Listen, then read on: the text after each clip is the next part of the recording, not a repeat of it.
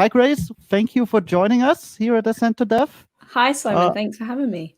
I would like you to introduce yourself a little bit before we start the stream of your talk. Yeah, so my name's Grace Jansen. For those who haven't met me, nice to meet you, and thanks for joining my talk. I work for IBM here in the UK in a place called Hursley, which is in the middle of nowhere, but it's a great place to work. We have a massive manor house, which is pretty cool. And I am primarily a developer advocate, and I focus mostly on sort of reactive technologies in the Java and JVM ecosystem. So looking at sort of reactive frameworks, reactive programming, those sorts of technologies. But my talk today is going to be on sort of a mix between reactive and bees. So for those who weren't able to join the closed beta, to give you a bit of information, I did a biology degree before I came into software, which I know is rogue, but that's the way I did it. And so I like to bring biology into sort of explaining software and helping me to conceptualize different aspects of software engineering as much as I can. So this is me pulling in my biology to hopefully help you guys understand reactive and reactive systems a little bit more using bees. So you gotta say this talk will be, it's gonna be amazing. Hey, I have a pun in there, so get ready for it.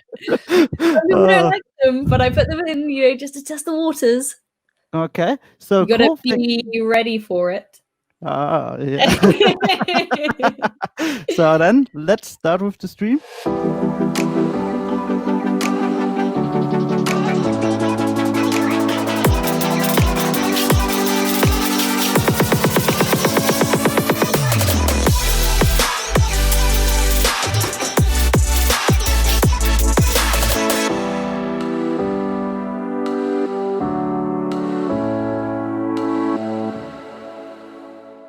Hi, thanks for joining me for this session on reacting to the future of application architecture. My name is Grace Jansen. I work in IBM in the UK, and I'm a developer advocate. So to look forward to the future of application architecture, first let's take a look at where we come from and our evolution so far. So when we first started building applications, we were using this monolithic style of application architecture. And that was fine for our small applications. They had relatively small amounts of traffic going to them. They had small data requirements. And generally, it was all right that we could update that data over fairly long periods of time. So we could do things like batch processing and have that data updated overnight. But then we had this move to microservices so that we could really separate out and distribute our different services out to those microservices. And this move from monolithic to microservice enabled us to achieve sort of solutions to problems that we'd previously been experiencing. So it enabled us to easily add new features, to deploy fairly small parts of an application rather than having to deploy the entire application again, to be able to isolate failures and essentially sort of distribute out and decouple the different aspects of our applications. But this architecture type still has problems. It's not perfect. We can still go to a website, put things in our shopping trolley, go to checkout, and find that items have disappeared because someone else bought them first. I can still lose a seat reservation when I'm booking the cinema, and on Black Friday, sometimes with entire websites, I still can't access it because they just can't deal with the fluctuating load and the huge quantities of traffic going to their sites on those specific sort of sale days. And our modern users expect a lot more from our applications than they previously did. Users expect to be able to have sort of instant reactions to any actions that they perform on the website, and to be able to get the same service from the website or the application, regardless of the day of the week, time, season, etc. So how can we tackle these new demands and increased expectations that users are putting on our applications? Where do we go with our evolution? Well, I come from a biology background, so I looked to nature as my inspiration. And so looked around and thought, is there a natural analogy to microservices that exhibit the behaviors that we want to see in the future of our applications? And I came across bees. So bees are an amazing analogy to microservices. Bees are, well, a beehive is a system of individual bees, and each bee has their own responsibility and roles, but they work together for the benefit and the good of the hive as a whole, and they work together for this core system. So it's just like microservices. Each microservice has their own role to play within the system, but it works together to make the application whole. And bees have been evolving the behaviors that we want to see in our own applications for millennia. In fact, the oldest bee fossil that was found, which was discovered back in 2006, is 100 million years old. So literally for millennia, they've been evolving and making these behaviors as efficient as possible. So can we use them for inspiration when it comes to our applications? So I promise you this is not just a rant about bees and their awesomeness. I'm going to take you through 3 examples of bee behavior that we'd like to see mimicked in our own applications, and then I'll show you how it links to software afterwards. So the first behavior is food foraging. So beehives have a really sophisticated social structure, which basically means each bee within the hive has their own role, and there are loads of different roles you can perform within the hive. So you can be a nurser bee, a guard bee, a scout bee. There's even air conditioning bees, undertaker bees. There's a huge array of roles. Now, the one that we'll be looking at in this behavior is a scout bee. Now, the role of a scout bee is to basically go out of the hive and find food. So find a flower. Once they've found a food source, found a great flower, the scout bees then immediately rush back to the hive to tell the others. And to do that, they head to these dedicated dance floors in the hive. And when they're at these dedicated dance floors, there'll be listener bees sort of gathered around the dance floors who will watch the scout bees dance on this dance floor. So the scout bees will essentially wiggle their bottoms around in different directions to communicate really complicated instructions about the food source. They can communicate a huge array of information, including where the food source is, how far away it is, how long it will take to get there, even the wind speed on the way to get there. Now, the important part are these listener bees. So these independent observer bees are essentially listening and waiting for the scouts to dance.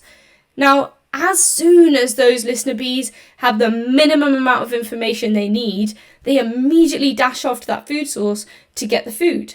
Now, it's really important that they're extremely responsive to the dance moves and to the information they're being given. And it's really important that they reach that food source as soon as they can. For bees, it is literally a life or death situation in terms of being as responsive as possible.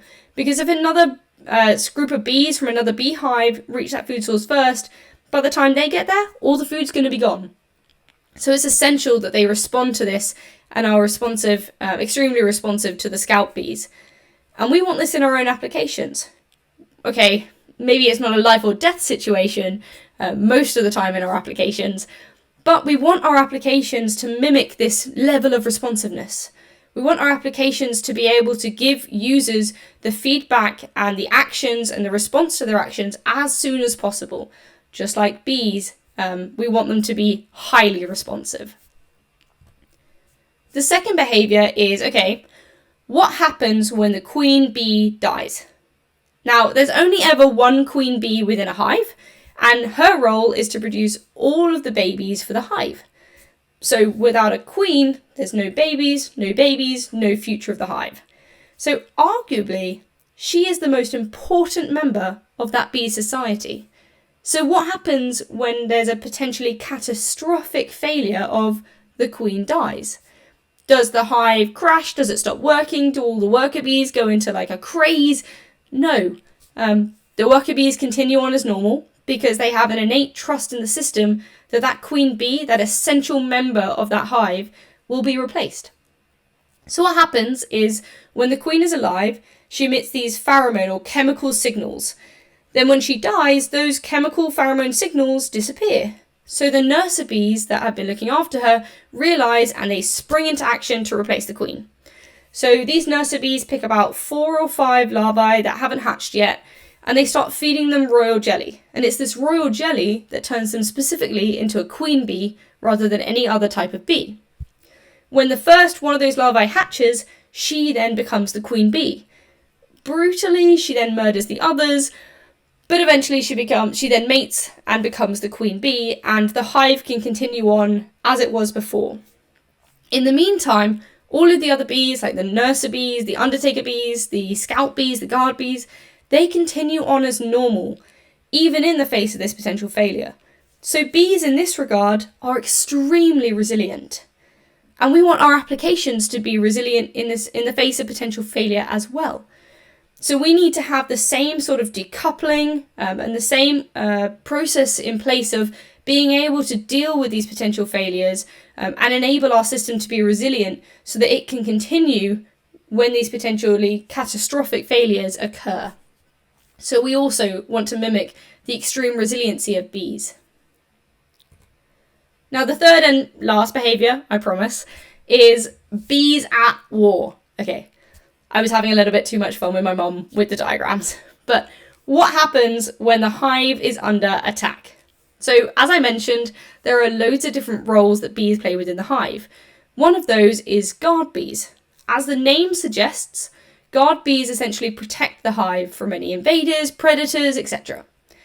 So, actually, in sort of normal situations, normal everyday life, only about 11% of the hive is made up of guard bees, which isn't very much when you think about it. So what happens when, let's say, a big bear comes at the hive rather than this tiny little worm? So a massive bear attacking the hive. Well, 11% of the hive of those tiny little bees probably isn't going to cut it. You're going to need more to deter that bear away from the honey. So what the guard bees do is they go back into the hive and they actually recruit more bees within the hive to dynamically switch roles to become guard bees. So nurse bees, undertaker bees, etc., they can all dynamically and elastically switch depending on the load to the system, so depending on how big the attacker is. So bees have this amazing capacity to be extremely elastic when it comes to resource allocation. So by increasing the number of guards, they can then deter away a larger predator like a bear. Once that predator's gone, so once the load to that particular part of the system has decreased, they can then switch back to the original roles they were doing and continue on as normal. So bees are extremely elastic in this regard, and we want our applications to mimic this elasticity when it comes to resource allocation. So as I said, this does all relate to software, I promise. So these behaviours actually all link really well to something called the Reactive Manifesto. So the Reactive Manifesto was a specification created back in 2013, which essentially lays out the core principles needed for building reactive systems and applications. Now, it's based on 4 key cornerstones, and I'll take you through each of those and how it relates to the behaviour. So the first cornerstone is responsiveness. So it's all about being able to react as soon as possible and be responsive to any events or actions that happen on the system. This relates to the first example and the first behaviour I showed you, where the bees are able to respond really rapidly to those instructions on where the food is. And we want our applications to be able to do the same. If a user clicks or creates an action on a particular part of the application, we want our application to be as responsive to that action or that event as possible. To achieve this, there's 2 other cornerstones. So the first of those is elasticity. So this relates to the example I just showed you in terms of the guard bees encouraging other bees to elastically change their role to deal with that fluctuating load on the system. And we want the resources and the components within our application to be able to elastically scale in the same way to deal with fluctuating load. So for example, if I have a restaurant app and I've got loads of people trying to book a table, but no one paying, for example, I want to be able to dynamically change my resource allocation to better deal with the huge load on the book a table service in comparison to the relatively small load on the payment service. So we want our applications to be as elastic as possible to be able to allocate enough resources to the areas of our application that are sort of heavy in terms of load, and also to be as cost efficient as possible. Now, the second cornerstone that enables responsiveness is resiliency. So this links in really well with the behavior that bees exhibit when they have potential failures, such as the queen dying. We want our applications to exhibit as much resiliency as the bees do. So we can't, as software engineers, predict every potential failure our application is going to sort of encounter. So instead, we need to build into our applications this inbuilt resiliency to be able to continue despite potential failures happening. If you don't build in resiliency and your application completely crashes or fails or goes down, then you're not going to have an application to be responsive. So resiliency is a really key cornerstone to these principles. Now, these three cornerstones and the reactive manifesto and reactive systems in general are all underpinned by one key cornerstone.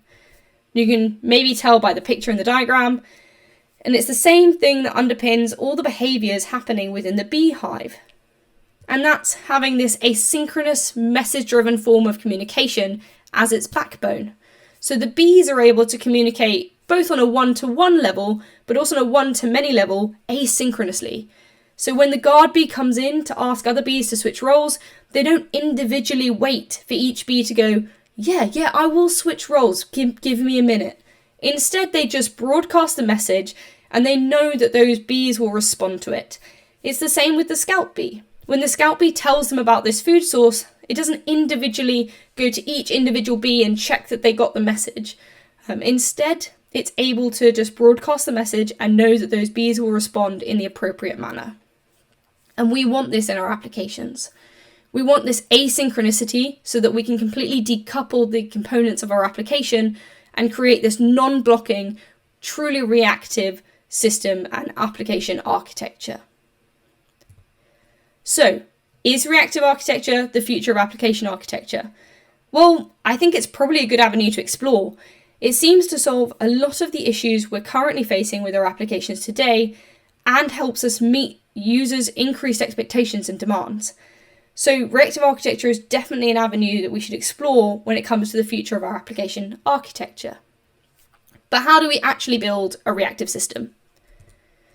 So systems nowadays are usually built up of these individual microservices, but each microservice also has to communicate with other components and other microservices within the system, as well as communicating with maybe external systems as well. So we need to think on multiple levels when we're thinking about building a reactive system. So the first of those levels is the individual microservices themselves. And for that, you can use a paradigm called reactive programming. Now, reactive programming essentially focuses on the internal logic within those microservices. So it enables asynchronous flow control within that microservice. But as I said before, our microservices aren't just about sort of the individual microservices themselves. Our applications have a bigger scale, right? So we have to think about the larger scale, so the larger level. So we need to think about how our microservices communicate with each other, how they're communicating with their data layer, how they're communicating with maybe external systems or applications. And that's where this reactive architecture or reactive systems idea comes into play. So let's take a look at reactive programming. So here's a basic definition of reactive programming. It's essentially a technique used for managing internal logic flow within a microservice. So it's all about encouraging this asynchronous form of programming. And it's a great tool to use when you're building microservices and you want them to be as responsive and non-blocking as possible. So there's a fair few patterns that you can use when you're building your microservices to really enable this asynchronicity and this non-blocking nature. So they include things like futures, reactive programming libraries, and reactive streams. So futures, you've probably come across before. It's essentially a promise to hold the result of some operation until that operation completes. Then you've got reactive programming libraries, and that's all about encouraging these asynchronous event-based programs. So that includes ones like RxJava or Small Mutiny. And then you've got reactive streams. So reactive streams is all about handling asynchronous data streams in a non-blocking manner, while also providing back pressure, which we'll go on to later. So this is how you can use these patterns to really enable asynchronicity and reactivity within your microservices. But what about reactive systems? Where do these two meet and how do they work together? So let's take a look at our bees again. Now imagine you've got a team of footballers. You've got two teams. One is the reactive programming team and one is the reactive systems team. Now, the reactive programming team is essentially a team completely made up of Lionel Messi. Now, he is arguably an extremely good football player, but he may be the best scorer, the best tackler, the best dribbler, but he's never played with any of the other Lionel Messis on the team. So as a whole team, they don't know how to react or respond reactively and efficiently to what the other players on the pitch are doing in their team. So as a team, they're not able to work together very efficiently. Now let's imagine we have a second team. This team is, again, made up of only Lionel Messis, but these Lionel Messi replicas have played together for years. They're able to know exactly how to respond to the set plays that are happening. They know how to respond to the specific sort of skills that the other players are showing and demonstrating. And it's this that is reactive systems. It's all about how they interplay together as well as perform as individuals. So reactive programming, as I pointed out, is a fantastic tool when you're building reactive systems. But you can't just stop at reactive programming. You need to think on the larger level of reactive systems and how those components interact with each other and external components and the data layer. So reactive systems really puts this emphasis on sort of giving us the tools to tackle resiliency and elasticity within the distributed system, while reactive programming is really around enabling data flow transformation to be asynchronous locally within the components. So by using reactive programming, we can enable reactive systems. So, my one cringy joke of the whole thing, I couldn't avoid it. How does reactive architecture achieve this behavior? So, let's take a look at some of the patterns that we have within sort of the reactive architecture and reactive systems level that many people use when implementing sort of reactive within their applications. So the first of those, and it's one of the most commonly used patterns when you're building reactive applications, is event sourcing and or CQRS. So event sourcing is all around basically ensuring that the changes of state to an application are stored as a sequence of events. So they're stored as this like a mutable log of events that you can then refer back to. And if any state updates again, a new event will be created and added to that sequence. CQRS stands for Command Query Responsibility Segregation. So it's all about separating out the read and write of your application. So the commands and queries. You can apply event sourcing on top of CQRS in order to persist each event on the right side of the application. And actually, bees already enable this. Bees already do this. So each brain of the bee is essentially the local database. So when bees are writing to the dance floor, they're writing to the bees' brains when they're dancing on the dance floor. Now, that means that bees can essentially query their own brains when they go to visit the plant. So if they're knocked off course at any point, they can revisit that local database in their heads, their brains, and find out exactly where the flower is. So it enables this really high availability of information, and it enables this persistency as well. So the two work really well in collaboration and enable this great responsiveness from the individual components of the system. Then you've got a pattern called sharding. So sharding is all about separating out very large databases into smaller, faster, more manageable parts. So we call those individual parts data shards. A shard essentially just means a small part of a whole. So the idea of this is to essentially make very, very large databases more manageable, and it enables things like greater parallelism without collisions in terms of trying to access that data point. So if you imagine with bees, again, bees already do this, they're amazing. So bees, let's imagine instead of the awesome honeycomb structure that they have, instead they just have this one massive vat of honey that they're pouring it into. Now what that means is, as one bee is pouring in the honey, no other bee can pour in that honey because they have to queue behind him. Now that means that you're wasting resources and it's not as asynchronous, and it just means that you're essentially locking in your data in place. So in order to achieve greater parallelism, they've split it out into this honeycomb structure so that different bees can visit different parts of the honeycomb and dump their honey. So it's a lot more asynchronous in that regard, and it enables this parallel processing across the cells, reducing contention. So in this regard, sharding helps enable sort of elasticity, in terms of scaling, and responsiveness, so that they can all access the data when needed. Then we've got back pressure. So back pressure is a form of feedback or flow control. So it essentially enables bottlenecks to be sort of eliminated as much as possible from your system. So it stops blocking as much as possible, which is exactly what we want to achieve with reactive applications. We want them to be non-blocking and reactive and responsive. So let's go back to our bees. Again, this time we've got a queue of bees trying to fill up the cells. But unfortunately, our builder bees haven't been able to build enough cells for them to fill up. So they're now full. So instead of sort of letting the queue form and get bigger and bigger and bigger and wasting all of those scouter bees as resources, instead what they could do is provide feedback saying, as a subscriber to that data, to that honey, I can't cope with the amount of honey that you're giving me. So could someone come and help me build some cells? Could someone come and help us over here? Otherwise you're going to have a huge queue of bees waiting to dump their honey.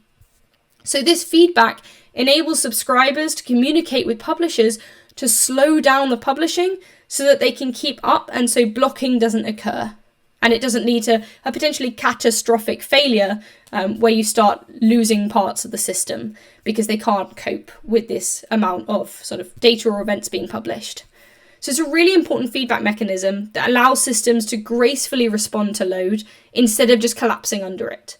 So it's all about sort of enabling this resiliency within your application. And then you've got circuit breaking. So circuit breaking is essentially a technique used to protect resources and to help them recover if they're under extreme load or stress. So circuit breakers usually open when a particular type of error occurs multiple times in a short period within an application. And an open circuit breaker prevents any further requests being made of that service, giving it the time it needs to recover and respond. So with bees, now bees are intelligent beings, so it's not exactly a one-to-one analogy here, but with bees, when they get sick, for example, they can diagnose that they're not sort of performing at the level that they should be. So instead what the bee does is it takes itself away so that it doesn't harm any of the other bees within the hive. Once it's recovered, it can then come back to the hive and restart up with the jobs it was doing before and take on its responsibility again. And it can essentially take more requests. That's exactly what we're trying to do with circuit breaking. We're trying to give that resource or that microservice time to recover and get better again so that it can then perform as it once was. This again is building in that resiliency into your application in the face of potential failure of that resource being overloaded with requests. Now all of these patterns essentially enable this high availability, but it does come at a cost. It essentially means that if you know the CAP theorem, you're now getting eventual consistency, which is actually more representative of the way the world works. So for example, for anyone who hasn't seen my talk, you may not know that my mum is the one who draws all these bees. I can't take any credit, unfortunately. And so now when you go and tell your friends, oh, I saw this presentation about bees and systems and reactive, and her mum draws the bees, you can then update them. But until that point, they weren't consistent with the state of sort of the world in that regard. So we live in an eventually consistent world where we're all trying to catch up with the consistency. We don't always have the most up-to-date information available to us. And so actually having eventual consistency isn't the end of the world because we're able to have that high availability and eventually, given enough time, all nodes will become consistent with the state of the system in this regard. So it's not perfect, but there are tools and patterns and ways you can implement those patterns that can sort of reduce it as much as possible. But this trade-off is necessary so that we can provide that really responsive service to our users. Now, do you have to go this alone? Absolutely not. So there are reactive frameworks and toolkits out there for you to take a look at, and all of the ones on this chart here on this deck are open source. So if you did want to go and have a play with it, you absolutely can. So they work on sort of different underlying technologies. So just take a look into sort of how each one is optimized or works, and maybe do a bit of research beforehand so you can see which might fit best with the application style you're already using for your applications. So Vertex, for example, is built upon something called verticals. It includes a distributed event bus, and it runs in runtimes like Quarkus. MicroProfile is an open source specification that offers APIs like reactive streams operators and reactive messaging. It's actually used by multiple different vendors, including things like OpenLiberty, Pyara, and it enables asynchronous communication between the microprofiles using those APIs. And then you've got things like Akka, Play, and Lagom, which are open source frameworks based on the Acta framework, which is a slightly different way of thinking about your application architecture. And then you've got things like Project Reactor. So if you're already using things like Spring, that might be a good reactive framework to explore. As I said, these are all open source and you can explore them all afterwards if you'd want to. So why is any of this important? Does it really make that much of a difference? Well, here's a real life example. So it was Verizon, and they were essentially redoing their website and their mobile application. So as you can see here, they have a huge number of visitors and traffic to those applications, and it's a really important point of sale for them. As you can see, 48% of digital sales came through mobile devices. So it was really important that they get their website having a user experience that was as good as possible. To do this, they then switched their previously monolithic application to microservices and made it reactive using some of the Lightbend stack, so Akka, Play, and Lagom. And it made a huge difference. So where they were once going down during Black Friday and they were unresponsive, they now had these hugely responsive applications that were running on an eighth of the infrastructure. Their developers were more productive and they were getting more sort of conversions to actual sales by improving their user experience on their application. So you can see here, this is just one example where it really does make a difference, both for developers and for the users involved. Now, we recently, myself and my colleague Kate Stanley, refactored our Kafka starter app to be reactive using Vertex. And if you're interested in seeing this demo application and seeing how we were able to re-architect it, this is the GitHub link to it. And we wrote a whole article talking about our experiences and how we found moving to reactive and the benefits it gave us. So you can check that all out here at this link where we've written up our findings. If you wanted to get hands-on with reactive and maybe try a bit for yourself, you can try these literally 15-minute labs. So the first one uses microprofile reactive messaging, and the second one is using microshared testing to test that same application. So you can check those out by visiting the URL here. So those resources will hopefully help you to understand how sort of myself has re-architected an application and how you can maybe get hands-on and get to know those sort of how reactive works and how you can maybe implement it in your own application. For some more useful resources, here are some really good links. So the first one, if I haven't already bored your head off about reactive, you can go to that reactive report. It's a really short ebook that you can read, which basically summarizes a lot of what I've said here today. Then you can go to the Getting Started with Reactive article, which is essentially an article on IBM Developer with some really useful links to sort of other articles and other sort of tutorial series and links to blogs, which better explain reactive and help you get started with it. Then you've got a reactive programming interview. So if you guys know Mark Heckler, then you can check out his interview with one of our developer advocates around reactive programming, RX Java, Spring Reactor. Or you can check out some of the microprofile and Quarkus links that I put up here if you're interested in some of those technologies.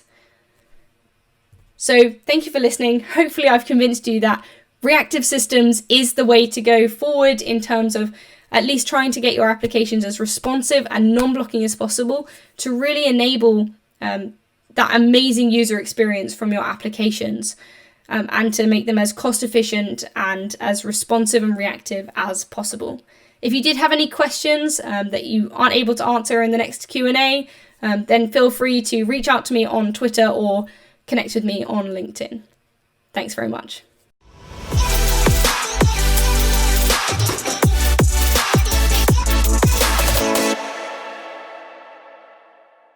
Thank you very much for this interesting talk, Grace. I'm really sorry. I thought about half an hour for a cool beat joke to start the Q&A, but I could not come up with one. So yeah, thank you for this talk. Also, as somebody already mentioned in the chat, and you also give credit in your talk. Great drawings, really cool. Thank you. I'll pass it on to my mom. Thanks. Yeah. Far too much fun drawing those bees. If somebody of you has questions, still you can still ask them right now. I will just reference some of the questions which were asked you, because I think some of them were quite interesting. So, for example, the first one was for Michi. Can a microservice be too small, actually?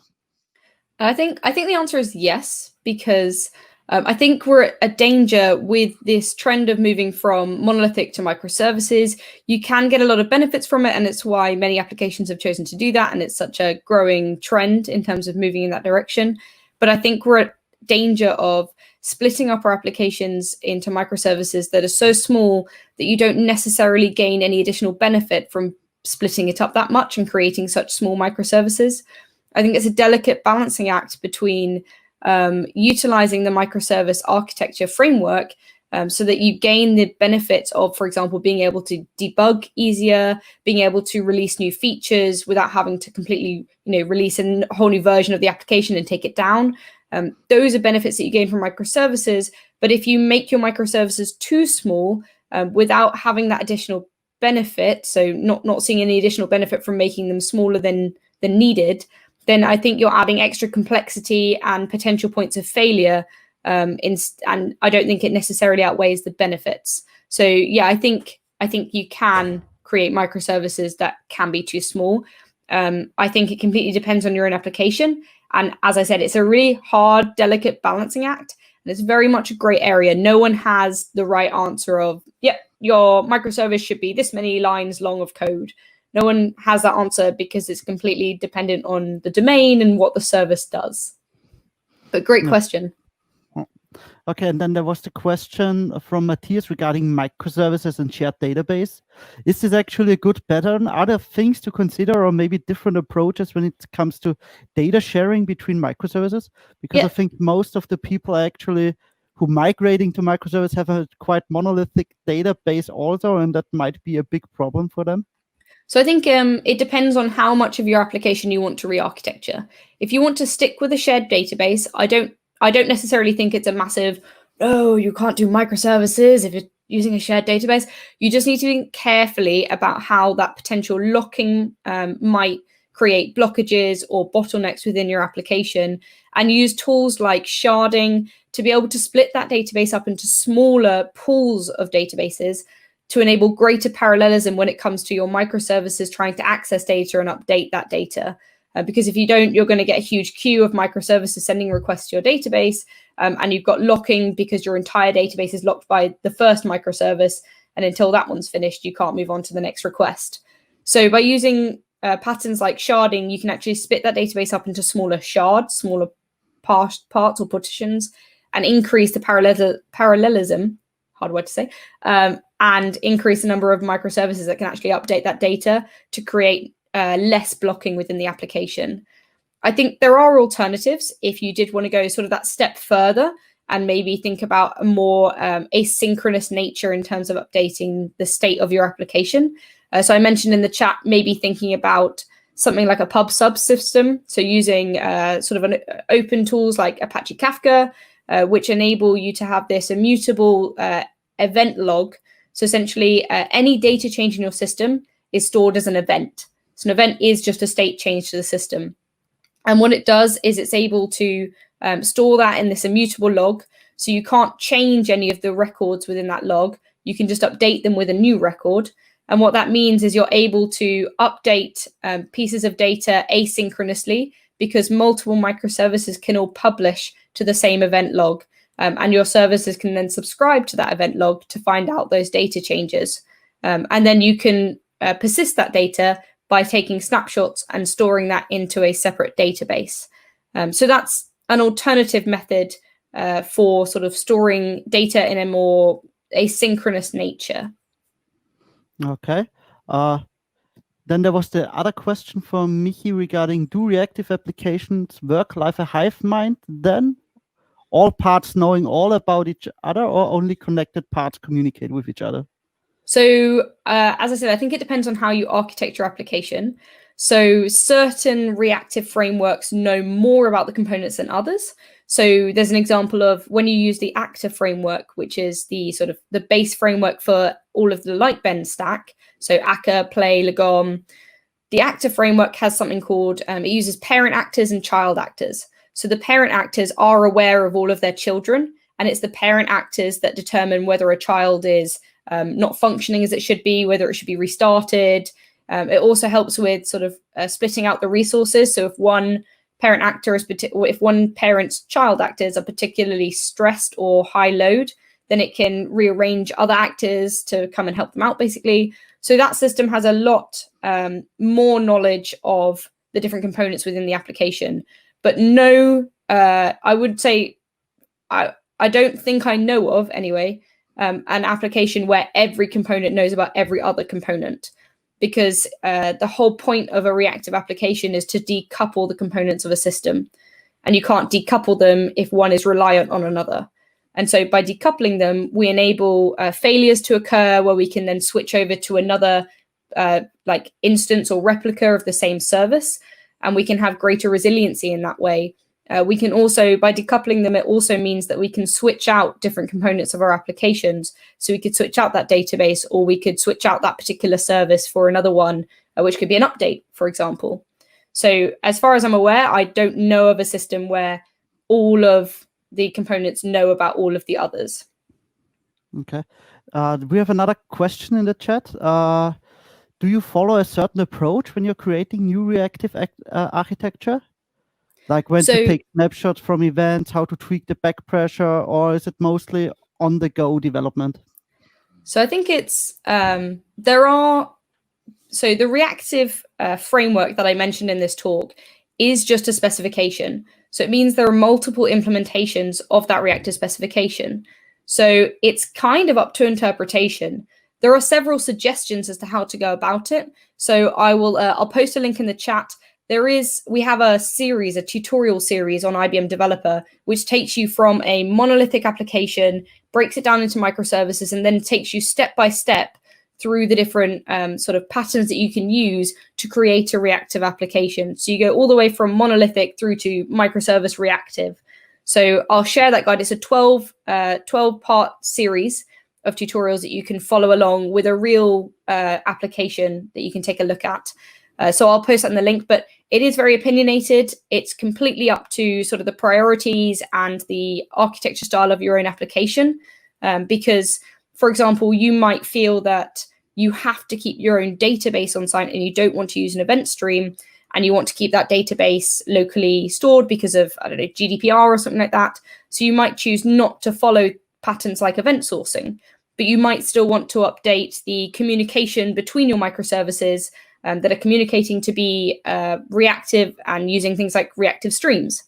So it might be the case that you might want certain aspects of the reactive manifesto and sort of the reactive systems architecture style, but not others. So that's why it's fairly opinionated and fairly down to the individual applications themselves. But yeah, I will post that link for you to take a look at. Okay.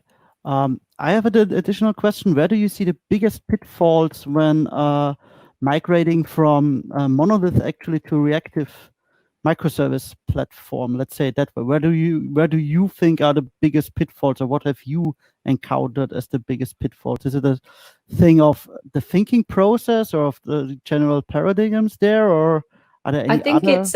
it's a hard shift. I would not say it's a really easy, this will take me 2 days. No, it's a paradigmal shift in your head to think about, okay, now all of my components have to be decoupled and they have to have asynchronous communication between the two.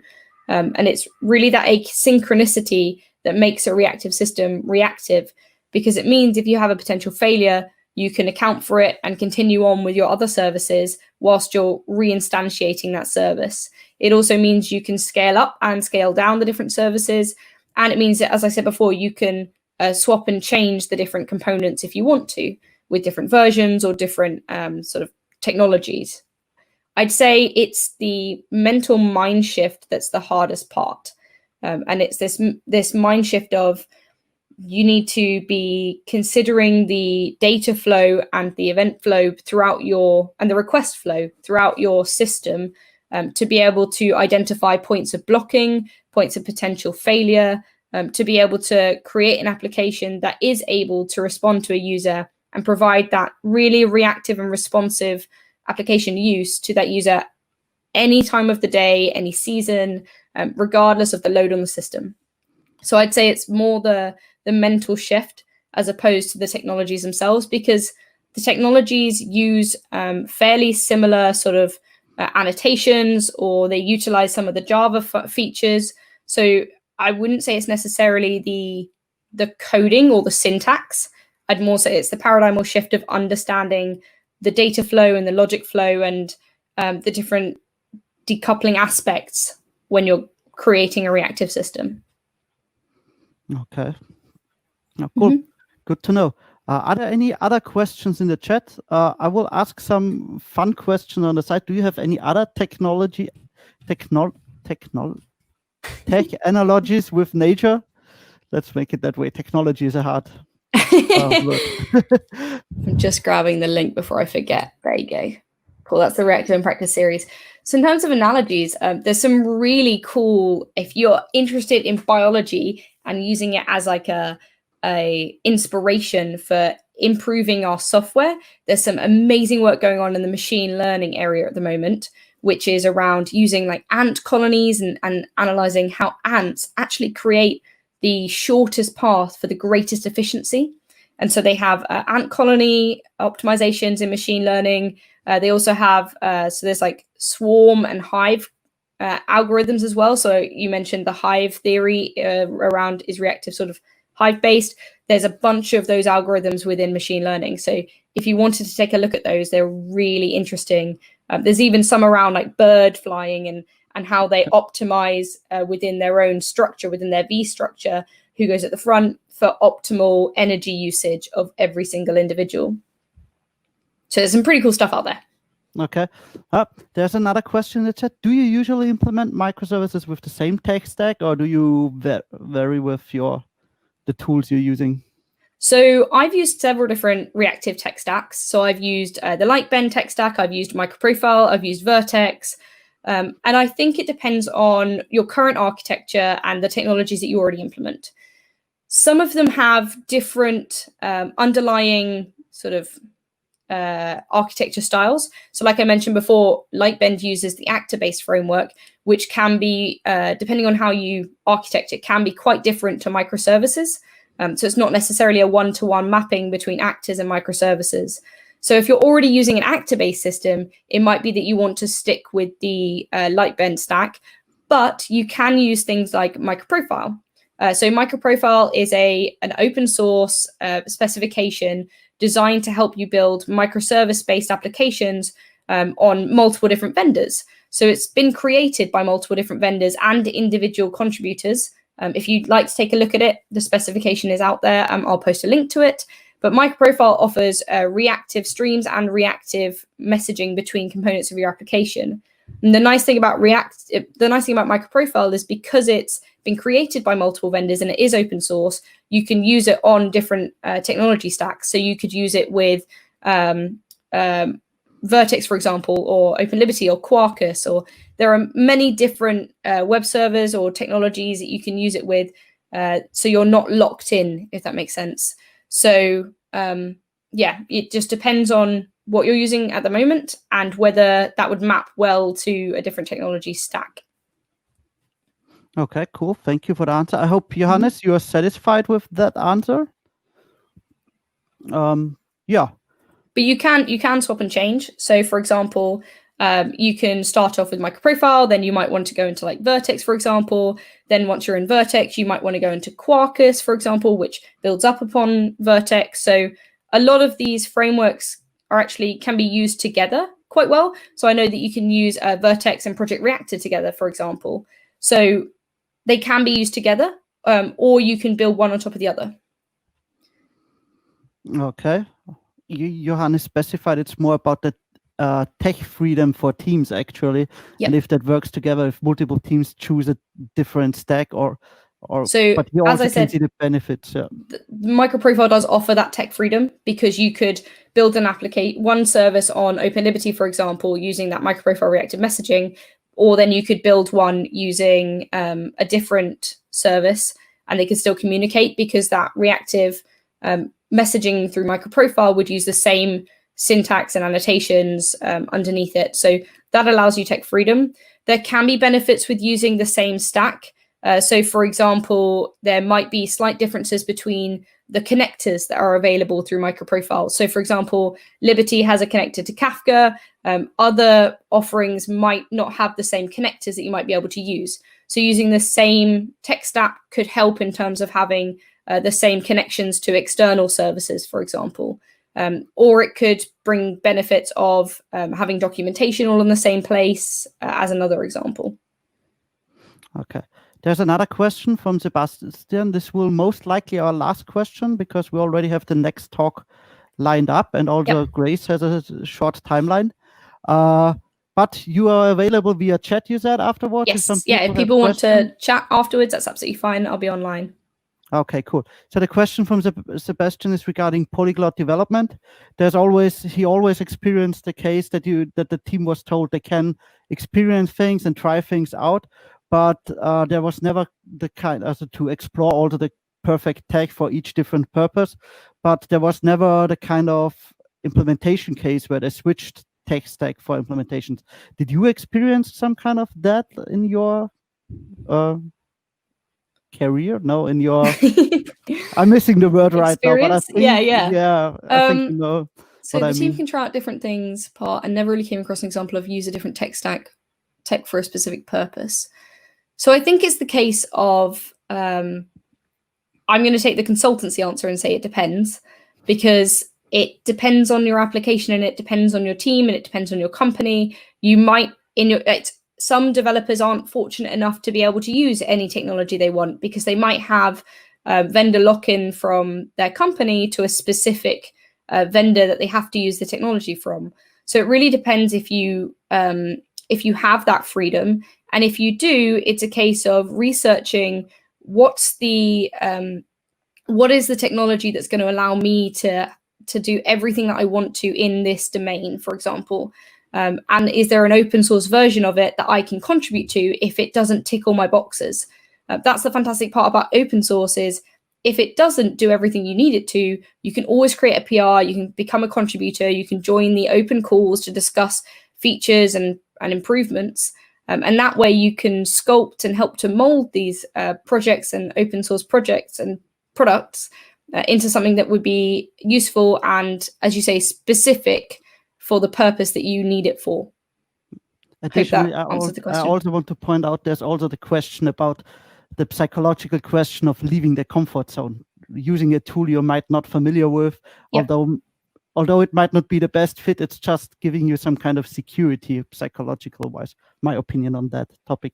And I think you can sort of break that comfort zone by trying it out with sort of just fun projects as opposed to your enterprise application that could go down and it would be a failure. And you can try it with something small. Start small, try new things, try new technologies, try open source, see how it fits, see how you feel with it, see if it is what you expected and what you need, and then maybe go back to your team leads, go back to your sort of offering managers, and show them what you've done, show them the benefits it gives your application or your demo application, and sort of make your case and see if you can do it with your enterprise application.